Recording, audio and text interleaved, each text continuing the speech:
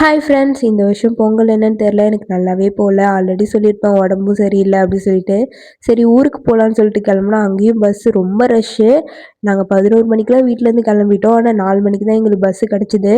இன்னும் கொஞ்ச நேரம் விட்டுருந்தா நான் வீட்டுக்கே போகிறேன்னு சொல்லிட்டு கிளம்பியிருப்பேன். அதுக்கப்புறமேட்டுக்கா ஒரு வழியாக சீட்லாம் பிடிச்சி எப்படியோ ஒரு பஸ்ஸை கண்டுபிடிச்சி உக்காந்தாச்சு. சரி இதுக்கப்புறம் கிளம்பாக்கம் போயிடலான்னு பார்த்தா 4 ஹவர்ஸில் போக வேண்டிய இடத்துக்கு 7 ஹவர்ஸாக போயிட்டுருக்கு பஸ்ஸு வேற. டிராஃபிக் பார்த்தா அது வரைக்கும் நிக்குது. இந்த படையப்பா படத்துல கடைசி சீன்ல நிக்கும்ல ஒரு மியூசிக்கோட, அந்த மியூசிக் தான் என்னுடைய மைண்ட்ல ஓடிட்டு இருந்துச்சு. பஸ் வேற 1 ஹவரா இன்ச் பை இன்ச்சா தான் நகர்ந்துட்டு இருந்துச்சு. எப்படா இவங்க கிளாம்பாக்கம் கொண்டு போய் விடுவாங்கன்ற மாதிரி தான் பார்த்துட்டு இருந்தேன். பசி வேற, இதுல உடம்பு வேற ஒன்றும் செட் ஆகல. அதுக்கப்புறம் ஃபைனலாக இந்த கிளாம்பாக்கம்னு போர்டு பார்த்த உடனே தான் கொஞ்சம் எனக்கு உயிரே வந்துச்சு. ஆக்சுவலாக இந்த மாதிரி கேள்விப்பட்டிருக்கேன் நான், ஊருக்கு போயிட்டு வரவங்கலாம் இந்த ரஷ்ஷாக இருக்கும் பஸ்ஸு அப்படின்லாம். ஆனால் நான் ஃபஸ்ட் டைம் இப்போ தான் பார்க்குறேன். லாஸ்ட் டைம் கூட தீபாவளிக்கு புக் பண்ணியிருந்தோம். அப்போ ஃப்ரீயாக இருந்துச்சுன்னு இப்போ புக் பண்ணாமல் விட்டுட்டோம்.